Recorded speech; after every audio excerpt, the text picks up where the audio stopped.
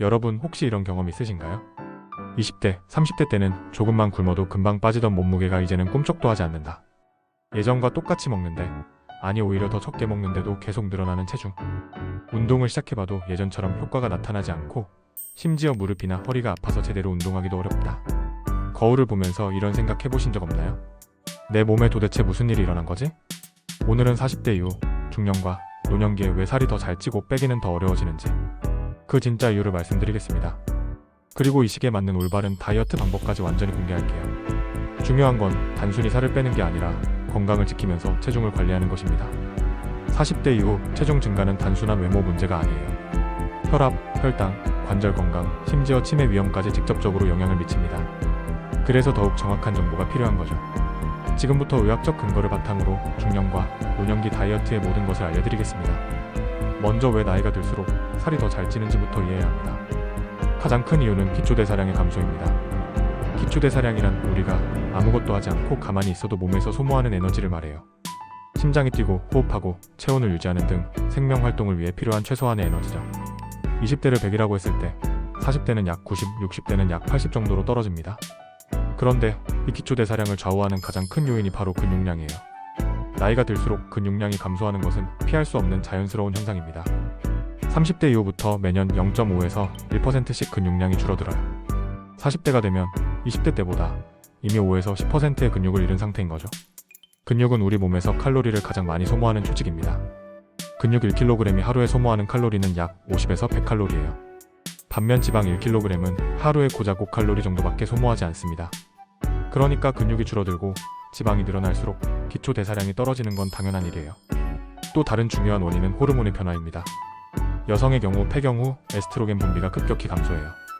에스트로겐은 지방 분해를 촉진하고 근육량을 유지하는 역할을 하는데 이것이 줄어들면 복부 지방이 쌓이기 쉬워집니다.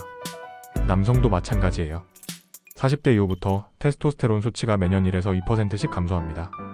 테스토스테론은 근육을 만들고 지방을 분해하는 중요한 호르몬인데 이것이 부족해지면 근육은 줄어들고 지방은 늘어나게 되죠. 특히 내장 지방이 증가하는 경향이 강해집니다. 그런데 더 큰 문제는 잘못된 다이어트 방법 때문에 상황이 더 악화된다는 것입니다. 많은 중년분들이 젊을 때와 똑같은 방식으로 다이어트를 시도해요. 굶기 후 원푸드 다이어트, 극단적인 칼로리 제한 같은 방법들 말이죠. 하지만 이런 방법들은 중년 이후에는 오히려 독이 됩니다. 급격한 칼로리 제한을 하면 우리 몸은 생존 모드로 들어가요. 기초 대사량을 더욱 떨어뜨려서 에너지를 절약하려고 합니다.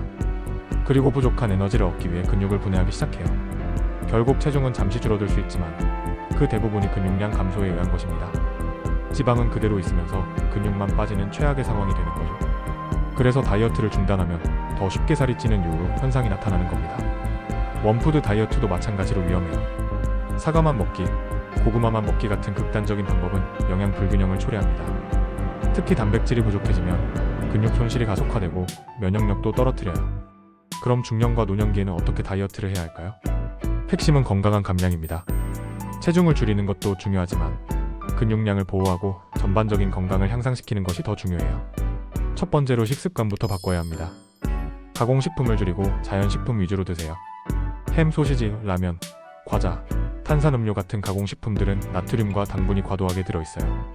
이런 음식들은 혈압과 혈당을 높이고 염증을 일으켜서 다이어트에도 방해가 됩니다. 대신 단백질과 채소 중심의 식단을 구성하세요. 단백질은 근육을 보호하고 포만감을 오래 지속시켜줍니다. 체중 1kg당 1.2에서 1.6g의 단백질을 섭취하는 것이 좋아요. 60kg이라면 하루 72에서 96g 정도의 단백질이 필요한 거죠. 닭가슴살, 생선, 두부, 달걀, 콩류 등을 골고루 드시면 됩니다. 채소는 비타민, 미네랄, 식이섬유가 풍부해서 포만감을 주면서도 칼로리는 낮아요. 하루 5회 이상 다양한 색깔의 채소를 드시는 것이 좋습니다. 탄수화물도 완전히 끊을 필요는 없어요. 다만 혈당을 급격히 올리는 정제된 탄수화물 대신 저지아이 탄수화물을 선택하세요. 현미귀리, 고구마, 통곡물빵 등이 좋은 선택입니다. 이런 음식들은 혈당을 천천히 올려서 인슐린 분비를 안정적으로 유지해줘요. 인슐린이 급격히 분비되면 지방 저장이 촉진되기 때문에 혈당 관리는 다이어트에 매우 중요합니다. 식사 방법도 중요해요. 소식을 하되 규칙적으로 드세요. 하루 3끼를 일정한 시간에 먹는 것이 좋습니다. 끼니를 거르거나 불규칙하게 먹으면 혈당이 불안정해지고 다음 식사 때 과식하기 쉬워져요. 천천히 꼭꼭 씹어서 드시는 것도 중요합니다. 씹는 행위 자체가 포만감을 높여주고 소화에도 도움이 됩니다. 물을 충분히 드시는 것도 잊지 마세요. 하루 1.5에서 2리터 정도의 물을 마시면 신진대사를 촉진하고 독소 배출에도 도움이 됩니다.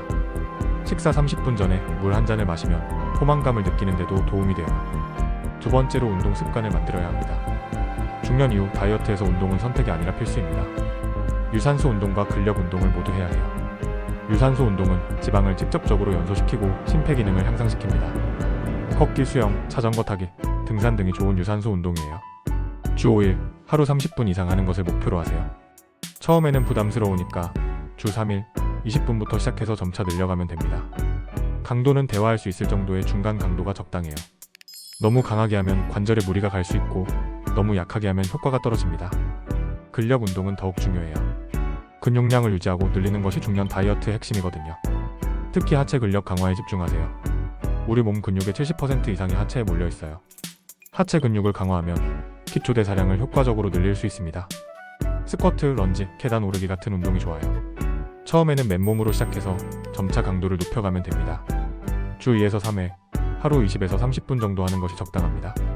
무리한 고강도 운동보다는 꾸준히 할 수 있는 운동을 선택하세요. 부상의 위험도 있고 지속하기도 어렵거든요.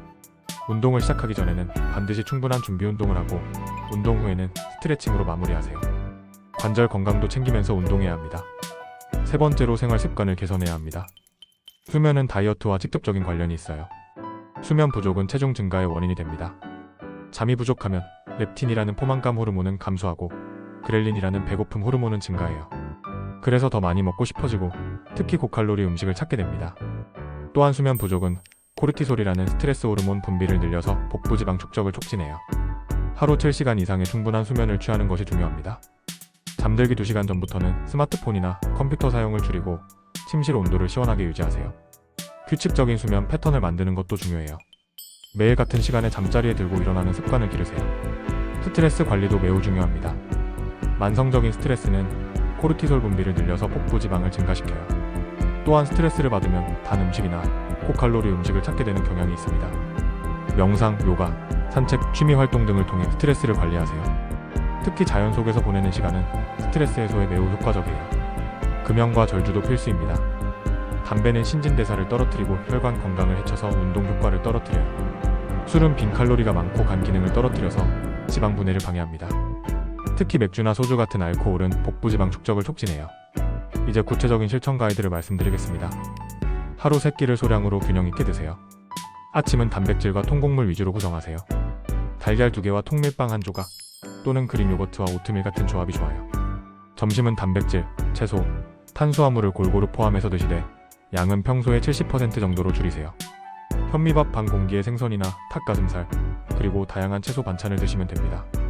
저녁은 가벼우면서도 단백질이 풍부한 음식으로 드세요. 두부나 콩류, 생선 위주로 하고 탄수화물은 최소화하는 것이 좋아요. 저녁 8시 이후에는 가급적 음식 섭취를 피하세요. 간식이 필요하다면 견과류나 과일 등 건강한 식품을 소량 드시면 됩니다. 운동은 주 5일 30분 걷기와 주 2회 근력 운동을 기본으로 하세요. 걷기는 가장 안전하고 효과적인 유산소 운동이에요. 처음에는 평지에서 천천히 걷다가 점차 속도와 경사를 늘려가세요. 목표 심박수는 220에서 나이를 뺀 수치의 60에서 70% 정도입니다. 예를 들어 50세라면 220 빼기 50 곱하기 0.6은 100이, 220 빼기 50 곱하기 0.7은 119이니까 분당 102에서 119회 정도의 심박수를 유지하면 돼요. 근력 운동은 전신을 골고루 단련할 수 있는 동작들로 구성하세요. 스쿼트, 팔굽혀펴기, 플랭크, 런지 등이 기본적인 동작들이에요. 각 동작을 10에서 15회씩 3세트 정도 하시면 됩니다. 물은 하루 8잔 이상 충분히 드시고 저녁 늦게 과식하는 것은 절대 피하세요. 늦은 저녁 과식은 수면의 질을 떨어뜨리고 소화에도 부담을 줘요. 그리고 이 시기에 다이어트에서 가장 중요한 것은 체중보다는 전반적인 건강 지표에 집중하는 것입니다. 체중계 숫자에만 매달리지 마세요. 허리 둘레를 재어보세요.